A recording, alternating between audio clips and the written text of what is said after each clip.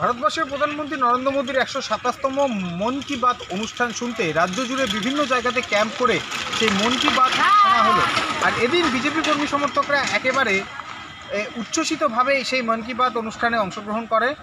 নদিয়ার রানাঘাট লোকসভা কেন্দ্রের সাংসদ জগন্নাথ সরকারের বাড়িতে এই মন কি বাত অনুষ্ঠানের আয়োজন করা হয় এবং সেখানে বিজেপি কর্মী সমর্থকরা উপস্থিত থেকে সেই মন কি বাত অনুষ্ঠান শোনেন।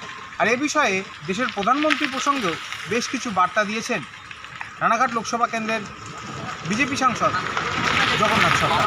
বিভিন্ন কালচার কীভাবে ডেভেলপ হচ্ছে, গ্রামীণ ডেভেলপমেন্ট হচ্ছে, বিভিন্ন সময় বিভিন্ন বিষয়ে তিনি যেমন তুলে ধরেন।